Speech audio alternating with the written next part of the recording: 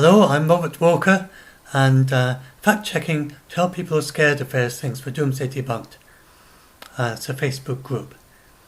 And if you feel you can help, then do come and join our group, or if you're scared of things, and you'll check the list of rules that are pinned as an announcement at the top of the group to get an idea of how it works. Anyway, this is about the coronavirus and how it's just been declared a national emergency, an international emergency, or global emergency. And this does not mean that it's a pandemic. Indeed, they made it very clear in the announcement. I've embedded the whole video there, so you can have a listen to it, and listen to the entire announcement and questions and answers at the end. And so they said very clearly that it's not a pandemic, that they didn't actually use the word pandemic, but they said it's not spreading outside of China. We've got less than 1 in 10 of the detections were infected, that were infected. 98 of those, only 8 were infected outside China, and most of them were from people with close contact with Wuhan, or people had close contact with Wuhan, with people from Wuhan in China.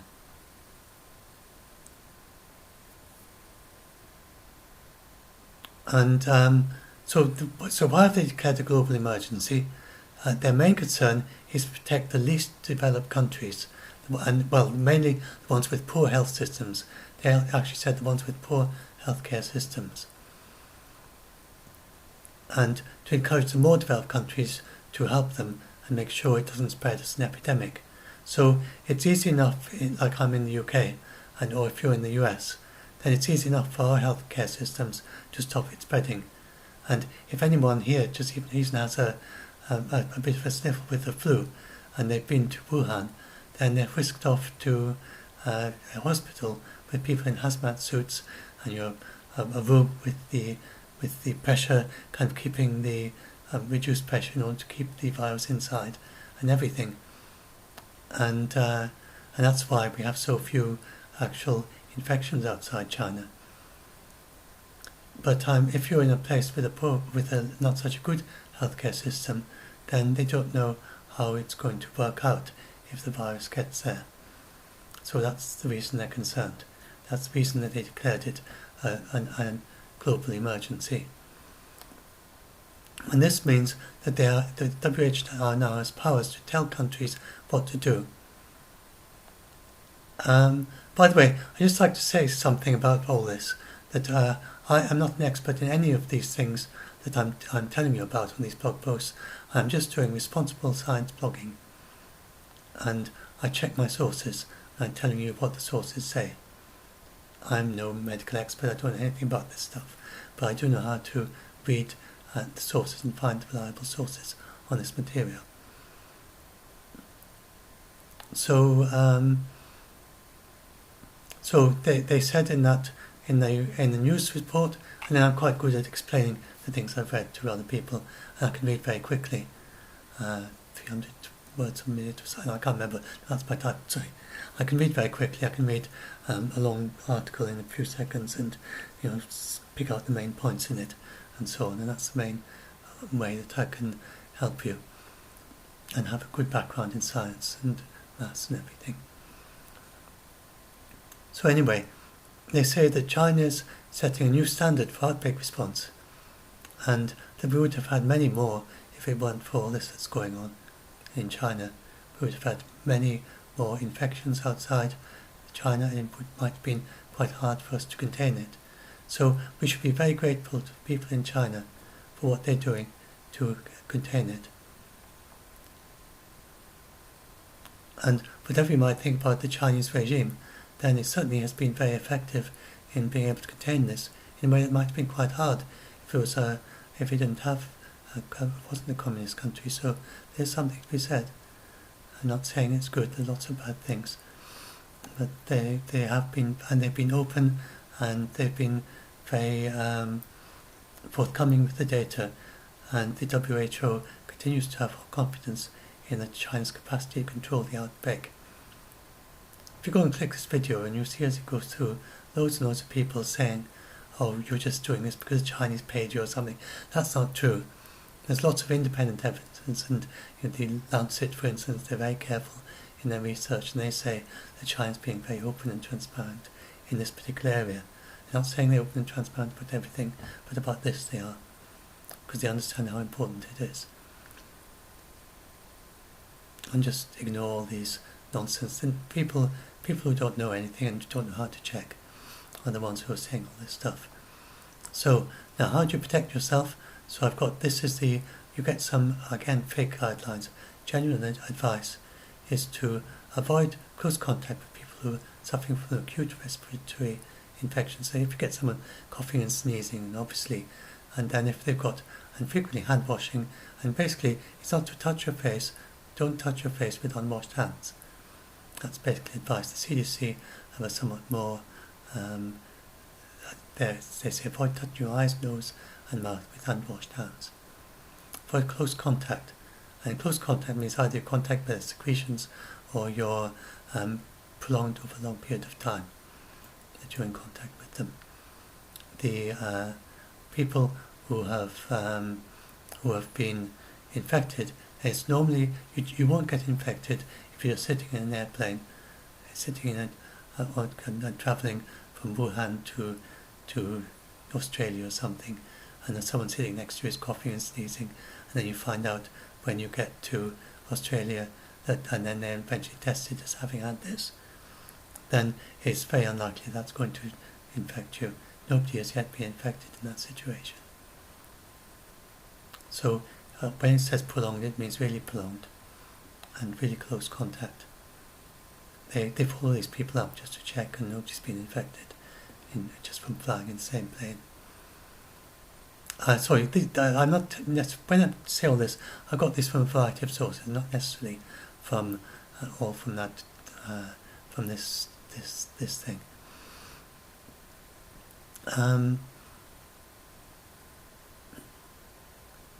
So the previous global health warnings, then there've only been 5. They started this whole thing about the global health warning with SARS in 2003, so it would have been a global health emergency, but the system wasn't set up to respond to it. It was set up after that. So we've got swine flu, polio, and so Ebola. And I mean, how many of you know there was a global health warning in last year for Ebola? So it's been, maybe some of you do know, but this has been really blown up way more than it usually is. And so that doesn't mean it's a pandemic. It doesn't mean that it's going around the world. We didn't have an Ebola pandemic in 2019, but we had a major incidence, an epidemic, and there was a risk of it going global, and eventually they declared it a global health emergency.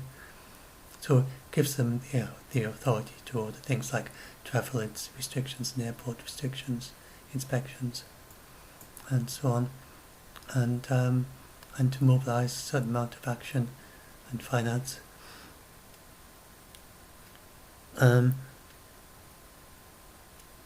And they worry that if they do this, it would impact on travel and trade. And so they said very clearly in this thing, they are not advising that you need to cut travel and trade. And of course, Hong Kong has done that, but this is not under the advice of WHO, who don't say that's necessary.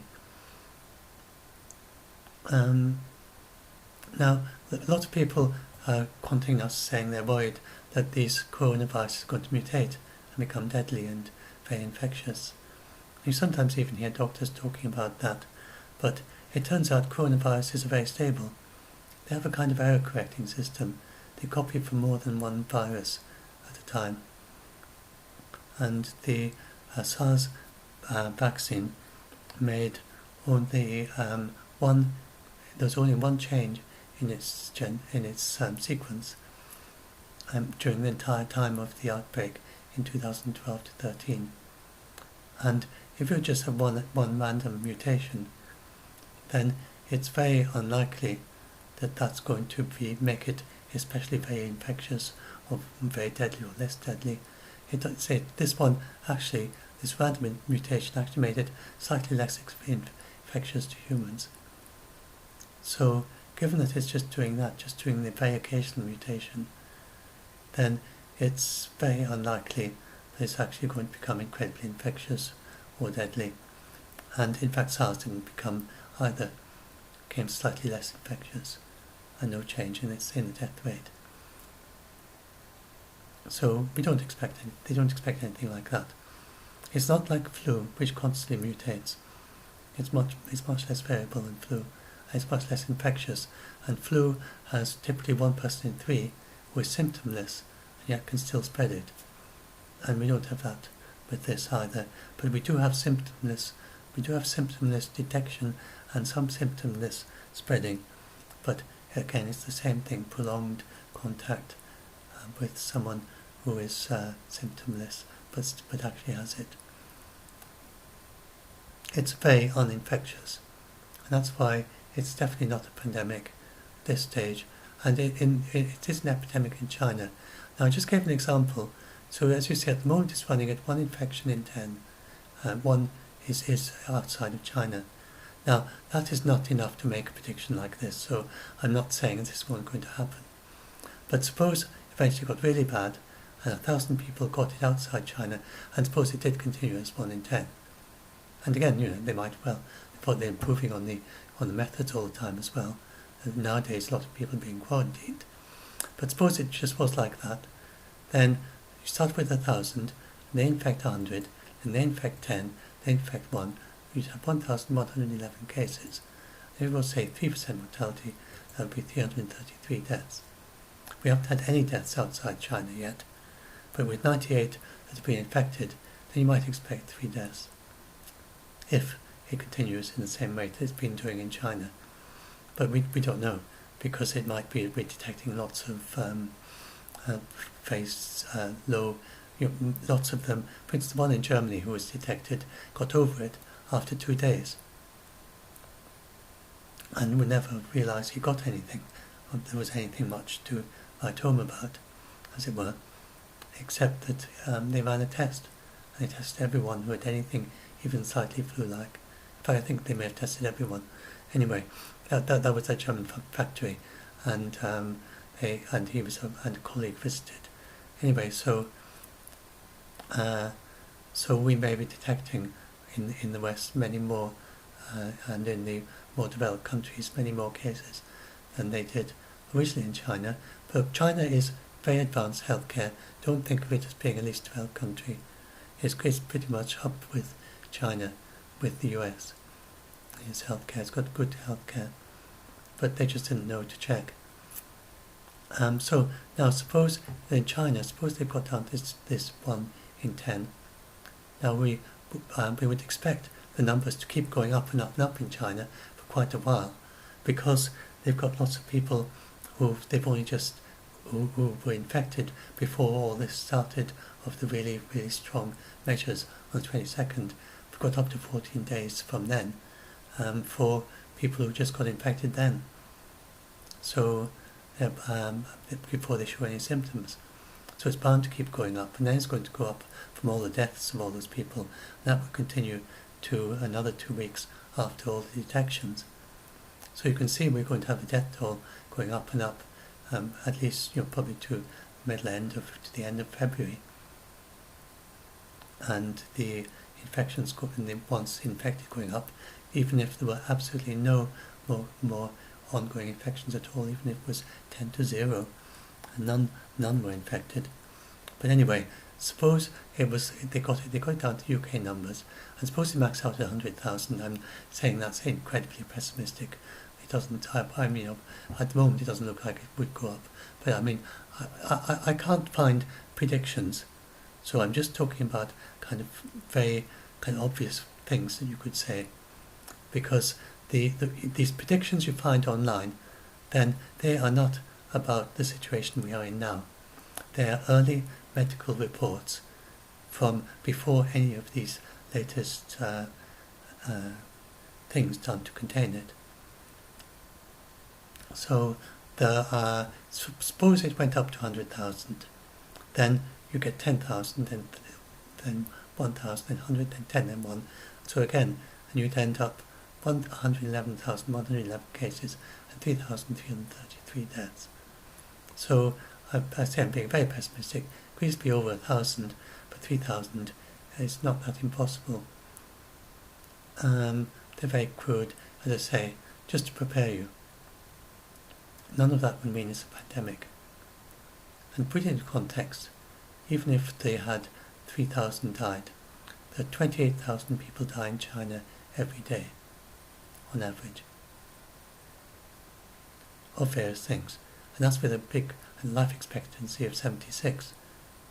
So compared to that, even 3,000 deaths is going to remain one of the lowest, least likely causes of death, even for this year. You can see that. 3,333 deaths over the duration of the outbreak, compared with 28,000 every single day.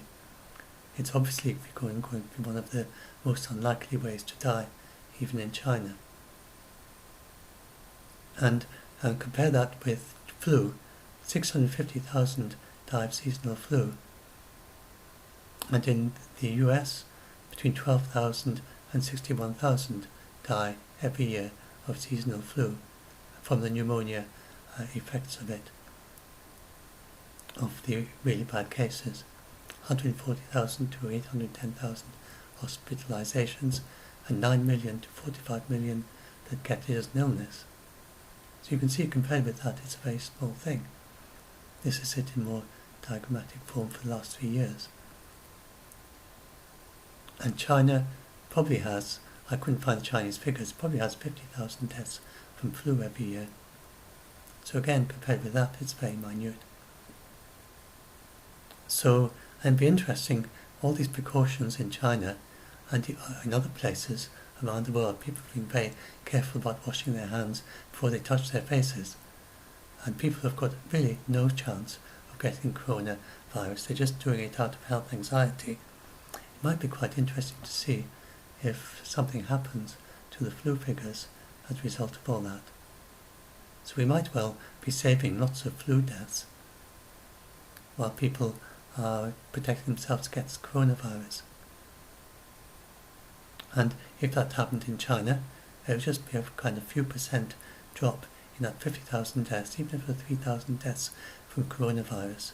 And if you had a 10% drop in the amount who got flu, then you'd have less deaths overall. You'd have 4,000 less deaths.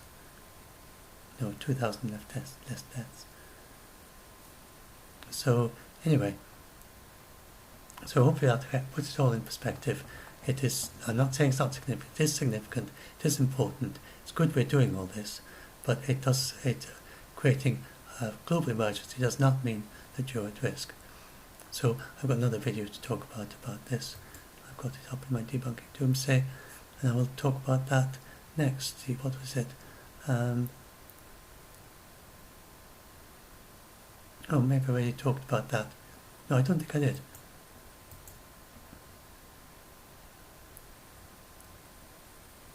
Oh yes, that's the one I talked about. I haven't talked about this.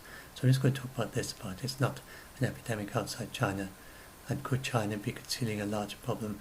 And that goes into quite a lot of medical details. So that's for next time. And I'll do that tonight as well. So more on that in a minute. So if you want to subscribe, usual thing, subscribe at the bottom. Do join our Facebook group, as I said at the beginning. If you want help with your fears and things, or if you can help people, check the rules in the announcement at the top of the group if you join the group. That's it. More in a minute on this other one.